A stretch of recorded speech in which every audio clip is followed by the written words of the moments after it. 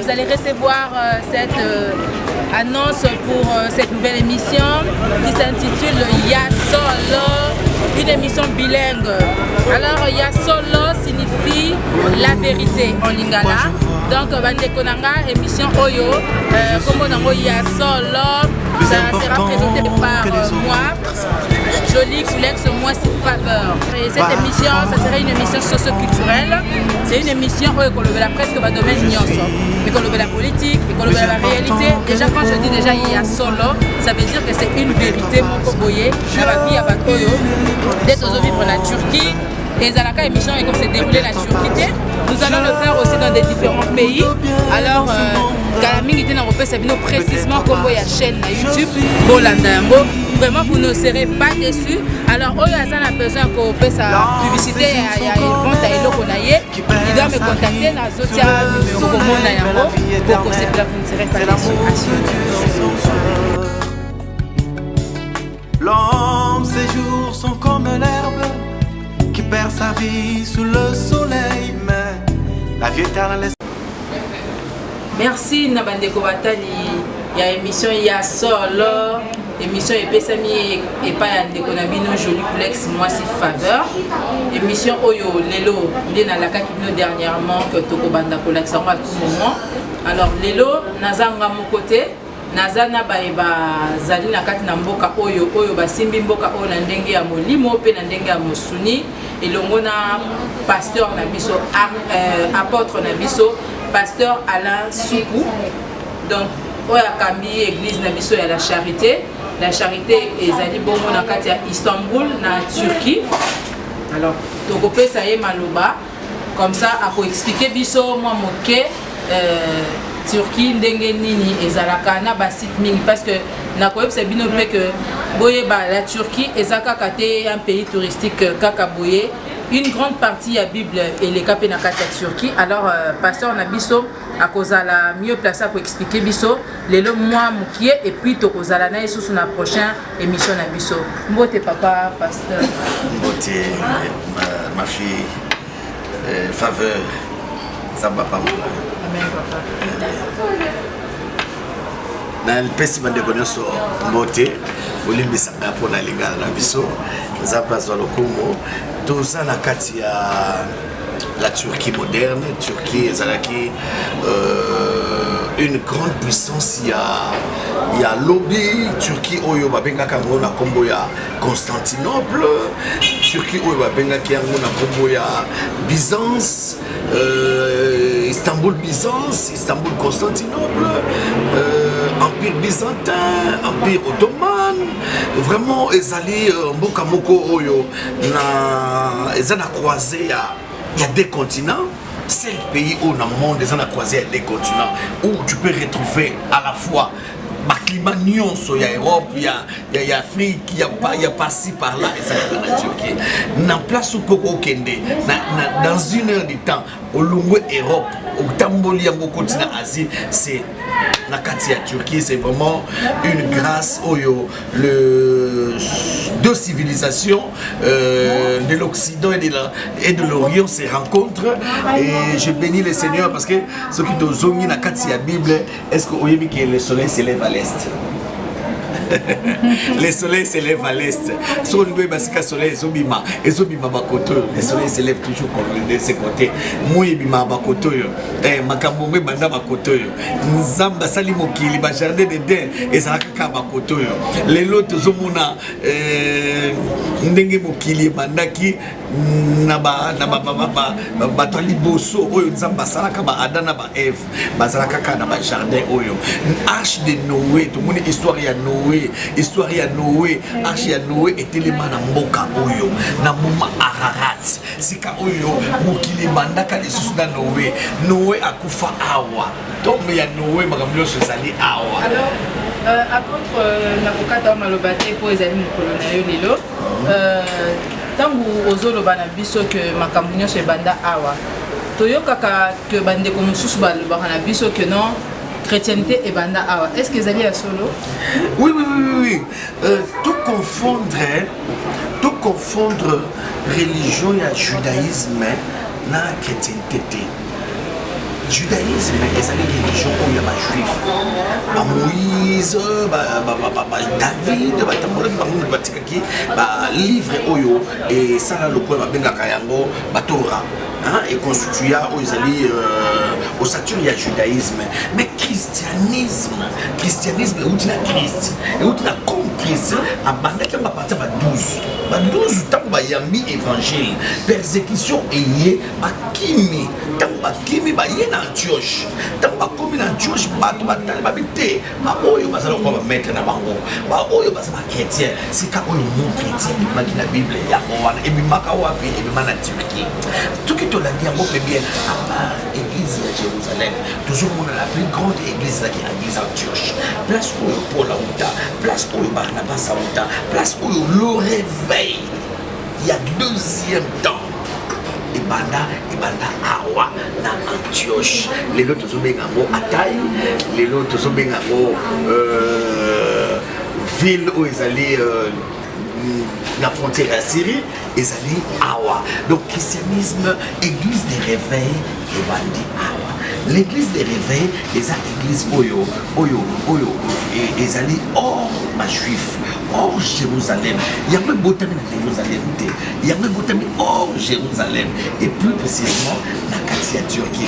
À part ma juif, tant Paul a mis évangile, à côté de Jésus, na Damas, pas pessi.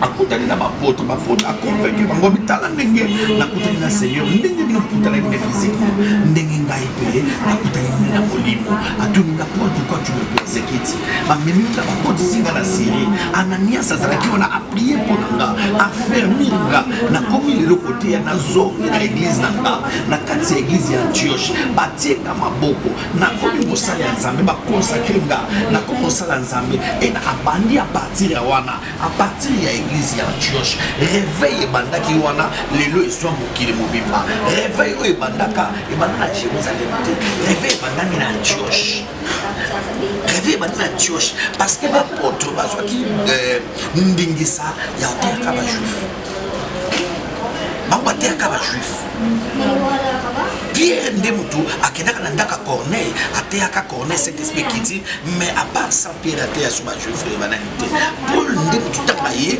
ateyi bajuif ateyi sikoyo ba nation tala réveil yango wana réveil ezali eloko oyo ebimi po réveiller bato elamusa bato na kati ya ténèbre elongola bato na molili lelo ndenge tozali boye babengaka biso lelo les églises pentecôtistes l'église de réveil parce que nous sommes venus réveiller les gens qui dormaient spirituellement yango moni mboka oyo eza mboka oyo réveil ebanda n'oublie pas que Paul abotama awa parce que tant que toza komona lelo bandeko na kati ya Turquie une grande partie baza na islam mais ba chrétien baza mokie koki obetela biso mwa lisolo ndenge nini po na koyoka na bandeko ba congolais pe bandeko mosusu ya ba nationalité baza pour reconnaître que apôtre pasteur Alain Soutou azali bongo moto oyo a souffrir pona ko vandisa église ya Jésus-Christ na kati ya Turquie awa est-ce que vous pouvez expliquer biso ndenge nini obandaki musala na awa na kati ya mboka oyo et puis ndenge comment ça se fait-il que chrétienté bandi awa mais c'est l'islam qui domine plus ici. C'est vrai, Nzamba Zolokumo, ça fait plus de 16 ans que Nazala Mboka Oyo, Nazala Kamosala Nzambo, Nazala parmi les premiers pasteurs, ma première batu Oyo, Baye na Mboka Oyo, Amimi Kaka Évangile. Nazala 4 fois prison, Kaka pour l'évangile. Na betama ezakaka pona évangile pona kolukazike évangile ekotali na kati ya mboka oyo bino ndenge lelo boye bozomona quand même que non église ezali non nous avons payé quand même des prix nous avons quand même payé des prix par la grâce de Dieu nzambe mutasalaki biso faveur wana to ya lelo to établir église pe bandeko mosusu banglophone bayana sima na biso banglophone bayana sima na biso mutabanda makabu église de réveil awa yaba africain ezanga alors na yaki ko constater eloko moko biso ba chrétien toza na zèle mais devant ba épreuve toza na foi na éviter surtout se comprendre toza na zèle mais tabo comme ka devant ba épreuve toza na foi oyebi batu oyo basa batu moko ce sont des gens déterminés hein baza d'abord religion na bango outi d'abord na barabe bato très dur antema makasi dès les natures na bango so baza wana so baza déterminé pour faire sika bango so yango même par force même batia ba moyen na bango même les par stratégie batiaka yango nyonso tandis que biso tozaka bato tozana zel tanto tokoma liboso nini tanto tomoni danger tobanosali tokomi kosonga nsima totikeli bango espace lelo komonaki lelo tomoni na Irak tomoni na Irak tomoni na Syrie tomoni na baboka ebele ndenge nini bazozwa bavie par force parce que balingi baimposer loi ya religion na bango c'est ça leur problème na biso ndenge bango bazalaki baza baotoma mboka oyo ezalaka chrétien mboka oyo soki balingi batanga bamboka oyo ezalaka chrétien na kati ya histoire bakotanga Arménie bakotanga Turquie nayebite soki tozocomprendre Arménie ezali seul pays na monde oyo musulman aza te ti lelo bazobotama bachrétien eza Arménie boyokaka histoire ya Kim Kardashian banini nyonso wana baza baarménien Arménie lelo eza une partie ya Turquie eza une partie oyo tozoloba bamo Ararat wana ezalaki Arménie ya kala ekoma lelo Turquie alors tozomona keno bato wana awa ezalaka bachrétien persécution pour la persécution bapesa bonne lettre ya kopersécuter bakrétien wa awa siège à part Jérusalem siège église chrétienne ezalaka awa na Turquie babengi yango Asie mineure.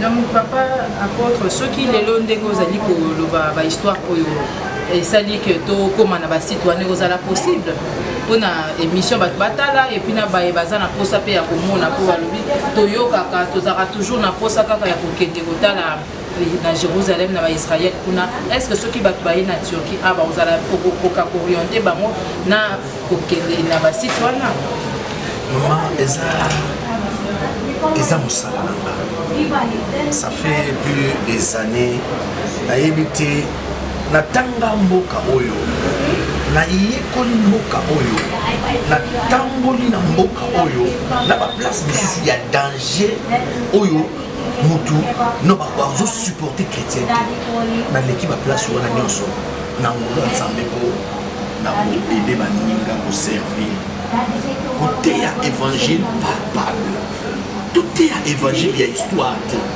Tout est à évangile avec des preuves. Dans la ligne, tout est à évangile avec des preuves. Tant que l'homme qui nous galate. Tout le monde est galate. Donc papa, de l'homme de Tozo le Babou, le moni à mon ami sur Nana Ebisayo, Nasa parmi homme de Dieu à vivre. Papa Alain Soukou, ils en ont bandé comme mingi ba landi biso ba ya kapet Turquie awa. Alors azana posa a contacté yo azana posa aya église alors akoya ndenge nini ko pesa biso adresse. Oui, tozali na Istanbul na Taksim. Tunande konyoso Taksim, tozana Taksim, ezali centre ville ya Istanbul, centre touristique ya Istanbul, centre ya Istanbul ezali Taksim. Adresse na biso ezali Sharik Sokak numéro 6, tozana katia Beyoulou Chichli na Taksim et Kunande sika siège central, il y a Église ministère international francophone, la charité et Swami, dirigé par l'apôtre Alain Soukou. Programme de la mission Ezali, chaque mercredi, nous allons na intercession, Oyo, nous allons à 19h, Tina, 21h. Chaque vendredi, nous allons à une prière de 19h à 21h dans Aksaray. Donc samedi, nous allons à intercession. Il y a un groupe d'intercesseurs. Dans la répétition, il y a un groupe musical. Il y a l'église de 18h à 20h. Voilà. Apôtre, ce programme il y a mercredi, vendredi, samedi. Est-ce que vous avez un ici ou bien vous avez différentes places? Oui, nous avons différentes places. Nous avons mercredi et vendredi. Ils allaient à Aksaray. Aksaray, na sima ya McDonald's.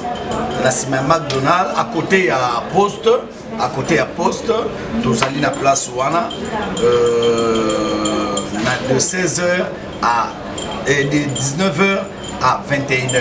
Samedi, tous allés à l'église, la Taksim, programme Mezawana, 16h à 18h, l'intercession, l'intercesseur, puis 18h à 20h, on a chorale.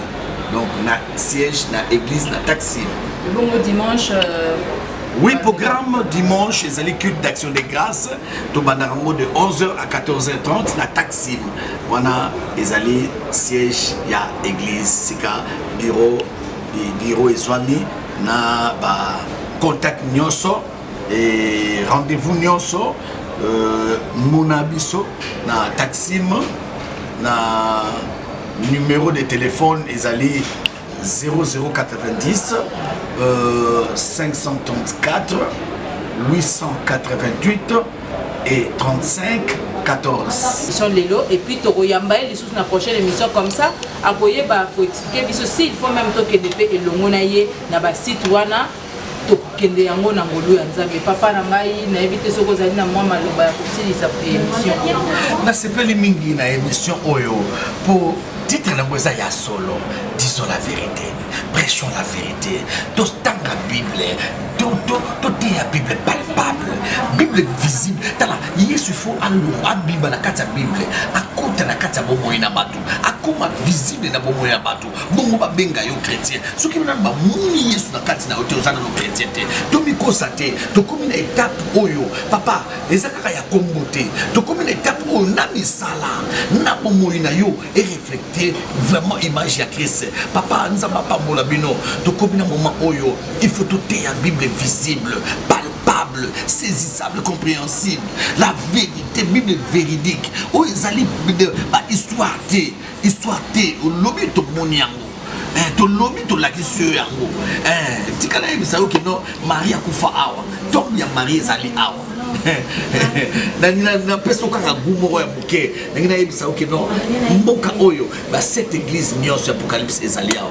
Tout oyo koluka ya Bible 45% ya histoire ya Bible ezali awa. Abraham abima awa, Paul abotami awa, Arche de Noé awa. Ba place nyonso oyo okomona évangile tamboli et sali parcours 80% ya parcours évangile ezana mboka oyo. Prêchons la Bible visible, prêchons la Bible palpable, prêchons la Bible véridique, prêchons la Bible, oh oui, saisissable, compréhensible. La Bible en tant que vie. Amen. Merci apôtre Nabiso, papa Alain Soukou. En tout cas, Nzambe pe amonayo pona musala o ezali. Osali 16 ans mais yeba yango que o ezali sous début ya ba ebité parce que ça na batebele baza surpris. Na yebi que mingi baza ko kamwa. Oh, ya solo ba koluka pe ko contacter yo.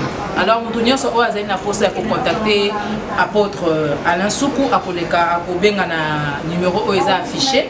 Boko benga boko contact na ye à travers ngai mwasi faveur na émission na bino ya solo.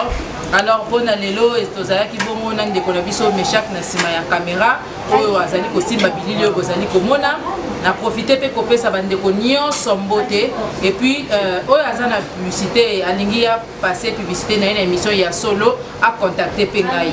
Alors sans oublier na Pirim transport oyo kamba bongo na ndeko Fabien pour na ba transport ya ba colline oyo gotinda biloko na Turquie toza na Turquie gotinda biloko na Kinshasa au contacter ye ezapi na ba cargo mususu ezali mais avant kopesa ba kombo tokosenga to solola na bino pona koyeba ko passer publicité na pesi bongo bandeko nyonso ya église la charité mbote bandeko nyonso bisika bozali bozala la charité ya Turquie to ya wapi na pesi no kaka mbote na pesi libota langa mobimba mbote mama nanga na France Pauline Mansanga ngwa to esiko zali na pesi batu nyonso oyo balandinga mbote parce que soki na bandiko tanga ba kombo sikoyo toko silisa émission te toko zala ti na la fin de l'année. Alors mutu nyonso wazi occasion pour la émission yo na pesi bino mbote to monani bongo à la prochaine émission.